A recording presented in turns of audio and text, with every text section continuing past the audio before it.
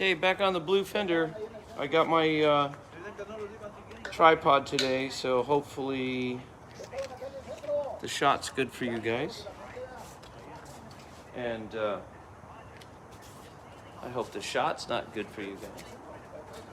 Well, you know, you're old enough. But anyway, these lines are supposed to be very crisp, so I'm cutting it down with 320 grit dry. And I have a guide code on there. You can see the difference in highs and lows. And that will show me exactly where that line's supposed to be. And the Spanish guys that you hear in the background, maybe you hear them, maybe you don't, but that's Chewy and his brother, and they're translating for me. So,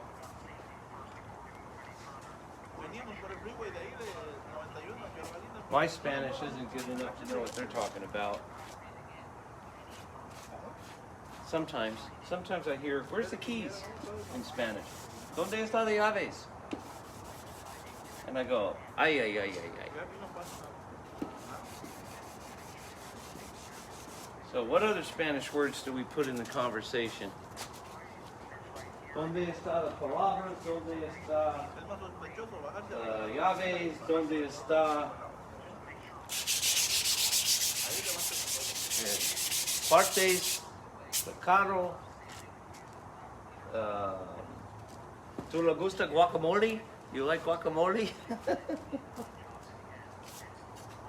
I don't know all the Spanish words, but pero I'm trying.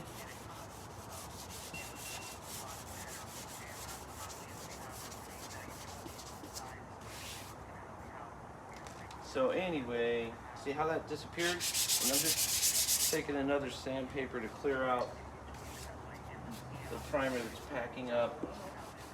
Because the primer's still just a little wet. Oh, so, hey, if you're interested, the dry sandpaper that I sell can get very wet and still work. It doesn't break down in water. So if you needed, for whatever reason, to grab the production paper, the dry stuff, in the My Sandpaper line, it can handle wet sanding and not fall apart. I know that there's some 3M paper that does that. And the reason I know it does that is, guess who 3M has to make their paper? So,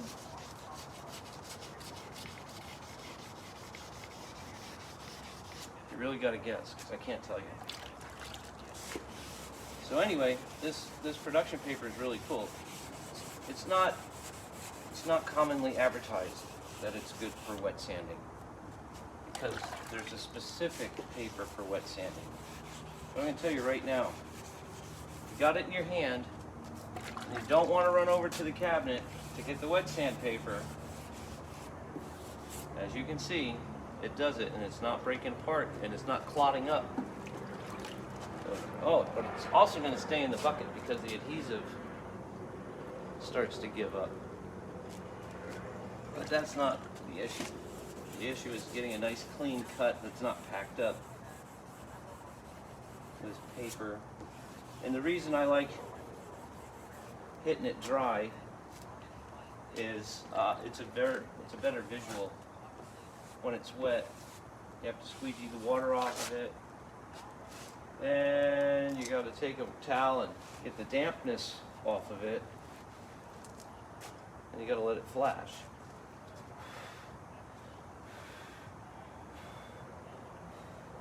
So you see this little dark spot right there?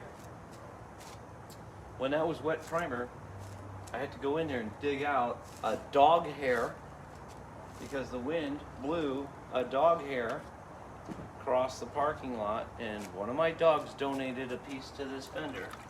So that's my finger digging it out, because you can't leave hair in a paint job. but I put ample primer there, and that's why I'm hitting this with 320, because I want to shave it down fast and I want to shave it down clean, and that's what you get. You get a good course for paint grade blocking in 320 grit, and you can get down to the bottom of your problem quicker. And you have to feather that out. You can't just focus on that one spot, or else you're digging in, digging back out. You have to blend it. Ladies, when you put on your makeup, you just don't go dot. You blend it out. It's exactly the same thing in panel repairs with paint, with dents, with blocking procedures. You just can't jump right on the one spot and carve away. You will see in our industry, we call them a-holes, and it's the same thing for some of those people out there. They're just a-holes, and if you focus too hard in one spot, you end up with an a-hole, and doesn't reflect well on your craftsmanship. And as you can see, as it's drying out, you see how it's got that mountain effect right there? That's high build primer that I'm blocking out. So when that blocks out clean like this and not wavy like that up there, then you know that your paint level grade prep is consistently smooth. But when it's, I'll show this one more time. So you get this stuff and it starts drying up, and where it dries up nice and flat and a clean horizon line, it's planed shaped perfectly. But as it starts to give you waver, I don't know if it's going to do it the same way this time because I got it wet differently, but you see how that's kind of like Rocky Mountains right there? Some of it's water that just splashed out of my hand. So let's see. So this is nice and straight, and this is kind of wavy. It's a very small detail to focus in on, but it's the little stuff that'll take away from a good job. So that's why you have to focus on the little stuff. If you just go through the motions, it's going to look like you got it done at Mako. Or, let's see, what's another crummy shop? Boy, this is an opportunity for me to bag on people, but I'm not gonna. Let's just say over the years, there's been plenty of shops that have come to me and said, what do I do about this? What do I do about that? Can you help me here?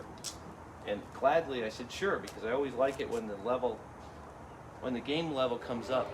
Especially like when I'm playing pool. See how that's kind of choppy, right? So I'm gonna get rid of that. Especially like when I'd be playing pool, and I used to play pool quite a bit, and there was a time where every night a week, there was a tournament, yeah, there you go, tournament, and I would attend. It got to the point where if it started at 8 o'clock, I would have to show up at 8:30 or 8:45, because if I was there before 8, nobody got in the damn tournament. They would just turn around and walk away, and it was like, man. So I'd have to show up late, and I would have to start on a loser's bracket. But my point is, I always liked teaching the guys how to be a better player. And I guess it's just inherent in my nature to help people, because that's why we're doing the homeless thing right now. But the bottom line is, there's probably 150 guys out there right now that can say, yep, he's right. There's probably more than that, you know, in all of my aspects of what I've been doing. But pool guys really didn't like me. I had to stop because it was like I was always taking top 3 places every single match. And but the body shop guys, so I've been in this area for 30 years doing this, and quite a bit of fellows around here that are better body men and better painters and better assembly guys for tearing cars down and putting them back together again, because, you know, I map out what's got to get done. Some guys will take all the nuts and bolts off of a panel and put them in a Ziploc bag and throw it in a car. And it's like, oh, that's good. We didn't lose the nuts and bolts. But what happens if you lose that Ziploc bag? What happens if that Ziploc bag accidentally gets thrown away? Accidentally. And now you got to figure out what bolts were in there. So I taught them, you don't do that. Bolt comes out of the hole, take the part off, put the bolt right back in the hole where it came from, and there's two reasons for that. One, if you can't work on that car and you gotta wait for parts, you're gonna sit there and forget which bolt went in what hole, and then you have to figure that out. And when you're figuring that out, the clock's doing this. The hand is going around and going around and going around, and you're nowhere closer to having that car put back together again, because there's no physical map where those screws and nuts and bolts came out of. But if you put them in the parts, even if the parts come off the car, the old parts, and the hole attaches the fastener on that part, it still goes in that part, because that's the location that bolt came out of. And you just took it out of there 6 minutes ago to get the part off of the car, put it back.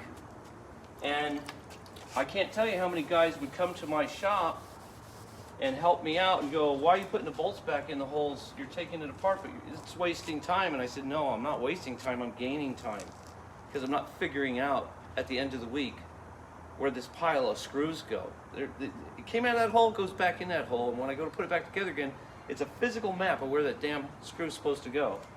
And I never lose a fender or a bumper or a grill or a headlight, but I will lose a screw if I have it in a bag that gets thrown out or if it gets stuck to a piece of tape as you're masking the car and it's laying around, and somebody then is doing cleanup when you're trying to assemble a car. So here's what happens. You take all the nuts and bolts out of the bag and you put them on the floor, or you put them on a sheet of paper, or you put them on a table, and the next thing you know, somebody's taking all the paper off of the car because it got painted, and that little bit of tape that's hanging around snags one of those things, and you chuck it in the trash. And I can't tell you how many times I've witnessed my friends going through their trash, checking the back sides of tape to find that one screw that's right there when you open the hood and it's missing. So yeah, it saves time. So anytime you tear down a car, put all of the hardware exactly where it came from, so that when you readdress it, you're done. And it doesn't waste time. Especially if you're using power tools, you know, zip out, zip in. You just do it. And there's a lot of guys now that will tell you, if you run into them, it's like, he's absolutely right. There's no way I would do it any other way. And if stuff has to have paint on it, and that screw's in the way, just tape up the screw. But you shouldn't be painting anything that doesn't have paint on it. You know, if that screw's not colored to the car, you have to protect that screw. If it's silver, it stays silver. You don't paint it. You don't paint it the color. A lot of the hardware is painted. A lot of the hardware is not painted. You got stuff side by side that's painted and not painted. So, you know, just one more step. Protect it. Make it look factory. And then when somebody looks at the car that really knows the car, they'll go, hey, why? They can't tell it's been fixed because the correct screw's in the correct place. But I can tell you that I've opened hoods from other shops. I'm like, what the hell's that screw doing there? That's a damn bumper screw. Why is it in the fender? That kind of thing. That's a headlight screw. Why is it in the door? Why is there a door screw in the headlight? So, you know, it doesn't happen here. And there's no prayer box. Well, okay, there is a prayer box here. And a prayer box is leftover screws throughout the years. And you want to tell how good a shop is? Ask them to see their prayer box.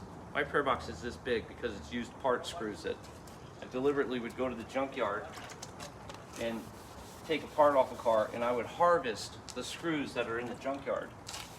Because every once in a while, those cars come to me that's been in another shop and they don't have the right damn screw. And guess what? Neither do I, because I don't have a prayer box because I screwed up. Hey, get it? I screwed up. Because I screwed up and didn't put the correct screw back on the car and ended up with extra parts. You know that one? Oh yeah, no, you don't need that screw. Trust me. Work at those shops. So anyway, bottom line here is, I never had a prayer box. And a friend of mine came over one day that owned a body shop. He goes, "Where's your prayer box?" And I'm like, "What are you talking about? Where's your prayer box?" I'm like, "What are you talking about?" He goes, "You know, you go over to the box that has all the screws and you pray the ones in there that you need." I'm like, "You got one of those?" He goes, "Yeah." I'm like, "Well, you're an idiot." So I saw his prayer box. It looked like it was part of the Catholic Church. It was huge. Anyway, over the years I have collected screws, harvest them from the scrap yards, harvest them from used parts that would come in from scrap yards. So let's see if I can find it.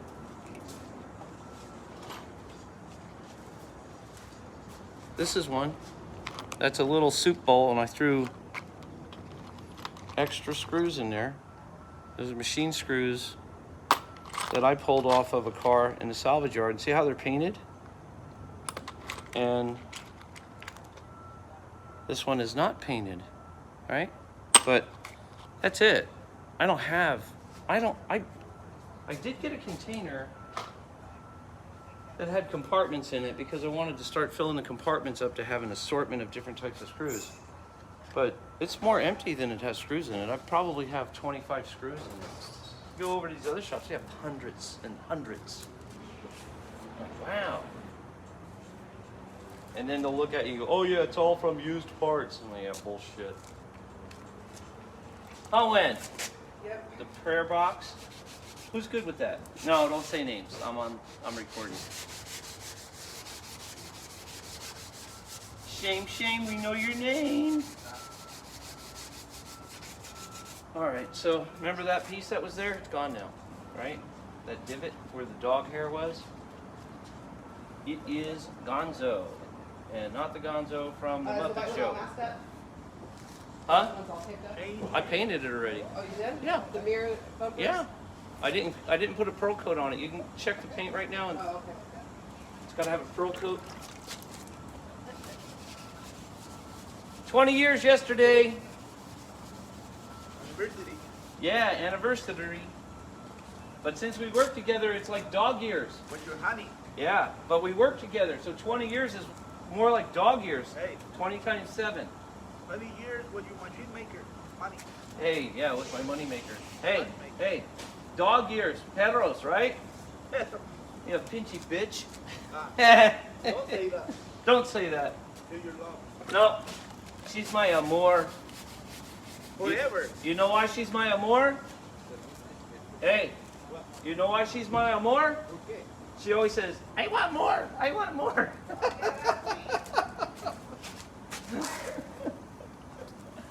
Just a chiste, huh, Chewy? Recording? Yeah, it's been recording the whole time. I've been Hey, talking. how are you guys? Hey, ¿qué pachuca? this is ¿Qué Chuy, junta? the best ¿Cómo painter. está? Top 10 in California painter. Yeah, the mucho número uno. Más mejor. And fácil. En fácil. En rápido. En pronto. En, ¿cómo es? Exclusive? No, exclusive. Exclusivo. Exclusivo? Sí, we cambio palabras. Muy English. exclusivo. Exclusio. That's the fun we have at this job. Andale, andale, andale. Yeehaw, yeehaw. I learned all of my Spanish from Speedy Gonzalez on Bugs Bunny. Andale, andale, andale. Yeehaw, yeehaw, yeehaw. Hey, do you remember him? You. Do you ever see him, Speedy Gonzalez? Oh, yeah, all the Yeah. time. When I was a kid. Does Speedy Gonzalez in Mexico speak Spanish on the cartoon, or does they switch him for English? Speak Spanish. Spanish. Translate. They translate him in Mexico? I speak Spanish. So the Picapiedras, that's the Flintstones, right? Spanish. In Spanish. Cartoon. So how do they say yabba dabba doo? Same. Yabba dabba doo? Dabba, dabba, dabba. It doesn't translate into Spanish? No, just conversation. Just Hey Fred! That kind of, but it doesn't sound the same. The voices are different. It's like, "Eh, rah, rah, rah, rah." same. No, I listened to it in Spanish one time when I had an antenna, and the voice doesn't sound like Fred. Dabba dabba doo. Dabba dabba do. Yeah, see? Dabba It's dabba doo. Yabba dabba do. Yabba dabba do. Hey, Fred. Hey. Barney. Hey, what's Barney's name? What's Barney's name in Spanish? You recording? Huh? Yeah, I'm recording. Everything? Yes.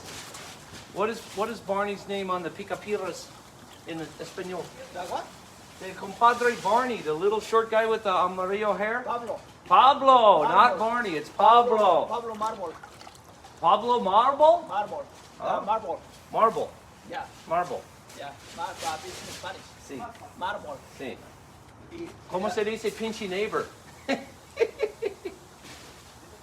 ¿No? Yeah. Yeah. Pablo. Barney's Pablo. It's in English is Barney.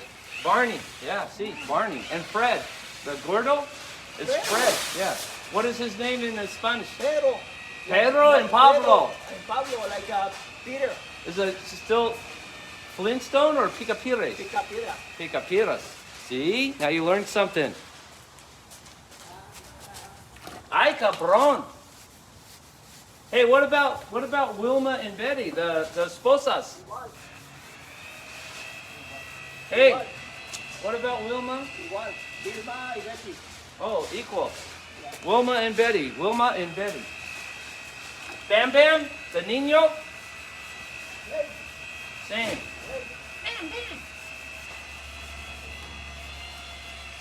There's your Spanish lesson. All right, I'm going to stop this because it's getting very long. Bye, guys.